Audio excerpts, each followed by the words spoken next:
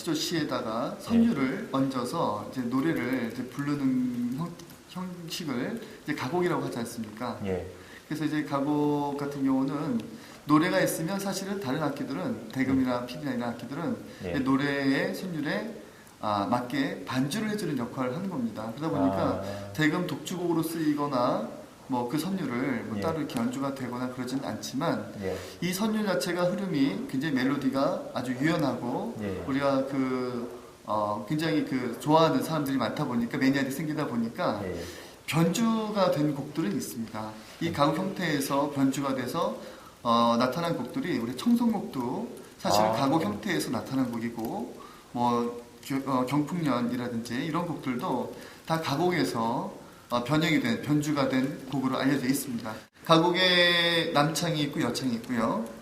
또 하나는 평조가 있고 계면조가 있습니다. 우리 흔히 이제 평조라 하면 음계를 말하는 건데 우리가 흔히 알려져 있기로는 서양 음악으로 비교하자면 뭐 장조의 개념이 평조고 단조의 개념이 계면조다라고 보통 얘기합니다. 평조의 개념은 이제 좀 담담하고 굳굳하고 좀 평이한 이런 형태로 힘있게 가는 형태의 선율을 많이 보이고 있고 계면조로 가면 약간 이제 흐름이 약간 애절하다고나 할까 약간 이제 흐름 자체가 그런 쪽으로 많이 가게 돼 있습니다.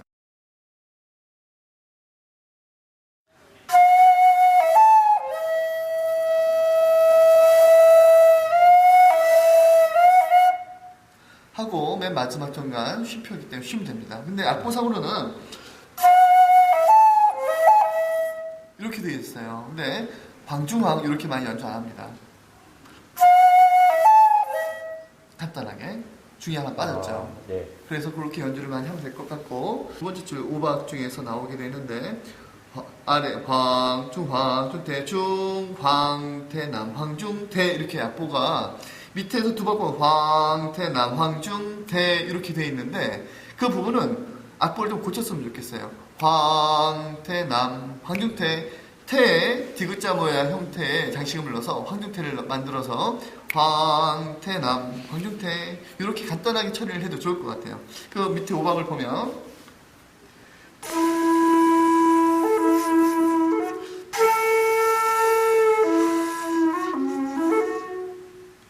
이렇게 연주해도 좋을 것 같아요.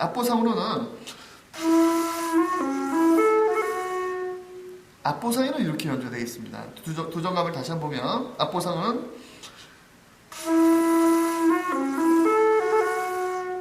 이렇게 되어 있는 거를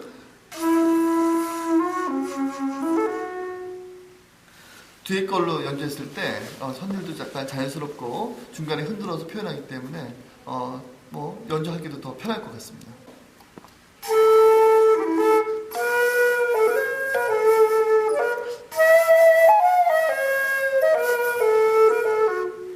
이렇게 악보가 되어 있습니다. 근데 여기서 사실은 좀 제가 설명을 좀 디테일하게 드리자면 중황중 이 부분은 굴리고 이제 들어간 부분은 이제 우리가 보통 굴린다고 표현을 쓰는데 황태황을 해야 됩니다. 그러니까 황 본음과 한음 위 본음을 빠르게 내는 장식음이거든요. 이 번개 모양처럼 생긴 부분은. 그런데 실제로 황에서 장식음 이 모양이 나왔을 때는 황태황으로 연주하지 않고 가운데에 구멍을 열어서 협종으로 연주를 합니다. 빠르게 연주하기 때문에 황태황을 하는 건지 황협황을 하는 건지 그러니까 일반 사람이 들었을 땐 잘 구분이 안 될 수 있는데 연주할 때는 황협황을 굴려서 굴리는 소리가 좀 또렷하게 날 수 있게 그렇기 때문에 본음보다 약간 위의 음을 많이 처리를 해줍니다. 그래서 악보상으로는 원래는 이제 황태황을 불러야 되지만 그렇게 연주는 안 한다는 얘기죠. 그래서 아주 짧게 처리해서 넘어가는 거고요. 가운데 소리 굴려서 그 다음에 임, 중임, 남, 임중 되어 있습니다. 임, 중임, 남, 임중 되어 있는데 이 부분도 예전에 대금의 아주 인간문예제이시고 선생님이신 녹성 선생님께서는 이 부분을 남으로 연주하지 않고 무소리를 내서 숙여서 남소리보다 약간 높은 소리를 내서 아주 소리를 아주 매력적으로 내셨습니다. 근데 그 선생님의 제자들이 그러다 보니까 모든 연주하시는 분들이 다 이렇게 연주를 합니다. 그래서 제가 아까는 남으로 연주를 했지만 사실은 이 부분도 실제 연주할 때는 무소리로 연주를 많이 합니다. 그래서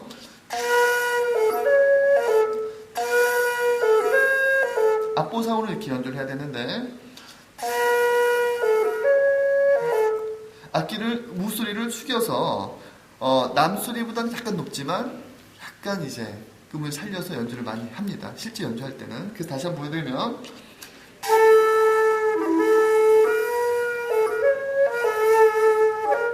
이 부분도 임에 있는 부분도 남임을 연주해야 되지만 무를 약간 숙여서 무임으로 처리해 주고요.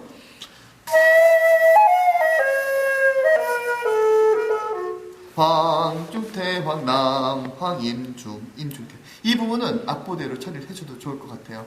그래서 황에 임에 붙어있는 이 시옷자 형태의 장식음은 두음 위를 해서 황을 내고 빠르게 처리해서 임을 가야 되는데 빨리 처리하다 보니까 사실은 다 뜯다 맞기 힘들고요. 그러다 보니까 6번 구멍을 막고 2개만 띄어서 황임 이렇게 연주하는 게 효과적입니다.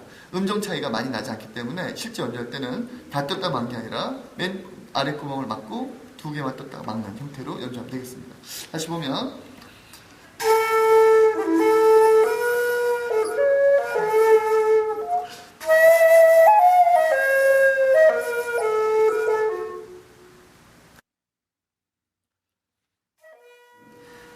정악단에서 이제 전통음악의 전통음악의 맥을 좀 제대로 이어받고 싶고 전통음악에 대해서 좀 또 공부를 더 하고 싶었기 때문에 정악단에 남아있게 됐습니다. 창자음악은 이제 필요에 따라서 정말 원할 때는 할 수 있지만 중심을 전통음악의 뿌리를 가지고 계속적으로 연주 활동을 하고자 하는 게 지속적인 내 방향성입니다.